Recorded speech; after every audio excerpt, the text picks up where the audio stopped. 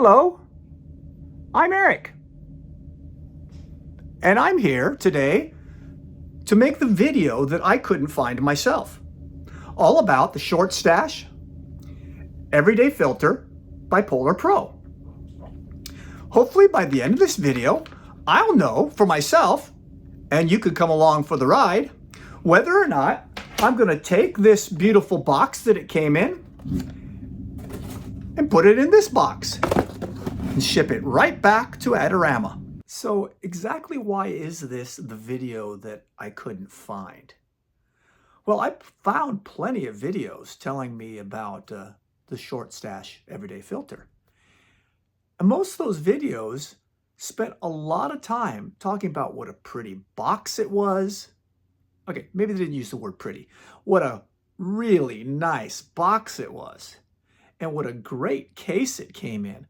And ooh, the green tint around the rim of that professional filter. Everybody was going crazy about that. So I had a lot of information about how the filter looked and what kind of box it came in, but very little about what will my pictures look like when I use this filter. And I kind of felt that was the important thing if I'm getting a filter for my pictures. I don't know, maybe I'm weird. Now, to be fair, I didn't look at every video out there, so I might have missed somebody else's video giving me all the information I could hope to have found. I looked at 7 or 8 videos about the Everyday Filter. I read some articles online, and they all pretty much said the same thing, that this is a great filter. I'm going to put it on my camera every day. It's never coming off. But I needed to know whether I was going to be satisfied with it, whether I was going to like the look of my pictures. So what I did is I made sure that if I ordered it, I was going to be able to return it if it wasn't satisfactory for my purposes. So I found out that Adorama would take it back if I didn't like it. And I got it the other day, and last night I went out for a 2-hour photo walk, and I wanted a direct comparison between how a picture looked with the filter and how that same picture would look without the filter. So I was just walking around downtown. I took 2 pictures of each scene.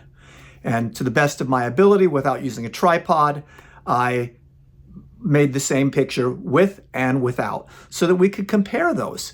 And I could see the difference that I was going to get in my photography if I used this filter. Kind of the thing I was hoping somebody else would have done.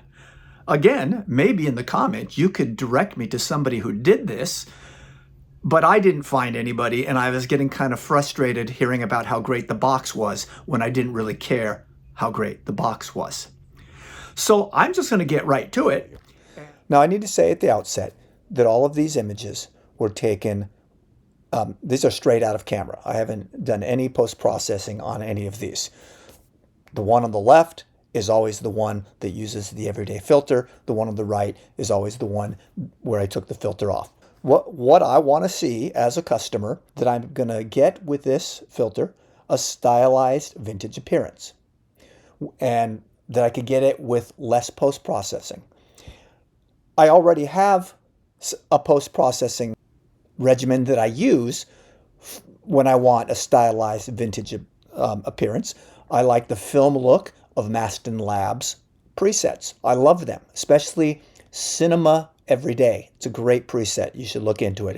If you're looking for a stylized vintage appearance or a cinematic, a film-like look, that's what I use. But I thought maybe I can improve on that by using this Everyday Filter that lots of people seem to love. Keep this in mind as we look at these images. Are we seeing, by virtue of using the filter, a stylized vintage appearance? Are we seeing subtle highlight halation or subtle slight blooming to the highlights, giving it a hint of filmic character? So here we go, 2 images. This one was with the filter. So you can see the sky there is darker here. You can also see that it looks a little more, the color's different here than it is there, all around. So maybe there's more contrast. Maybe that's what I'm interpreting is a different color. Let me zoom in. So let's zoom in and look. I've also heard it said that with the Everyday Filter, the filmic look is a little softer. Do you see anything softer in the one on the left? Here's the exact same thing right there. Here's the wood part of the building. Wood part of the building. You know, from this distance, zoomed in like this, I don't know if I could tell a difference. Here is a night scene. So we could take a look at how the highlights are handled with the Everyday Filter on it. Do you think this adds a filmic character to the picture on the left that isn't present on the picture on the right? Pause and take a look. I'll zoom in. Take a closer look at the some of the lighting. Does this lighting here show any filmic quality, any stylized appearance of any sort?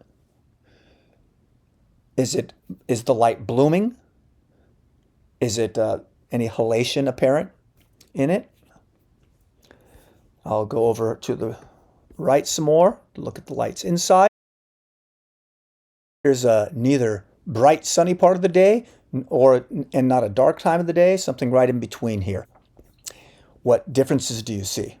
Look pretty similar, I think. I like that golden light there.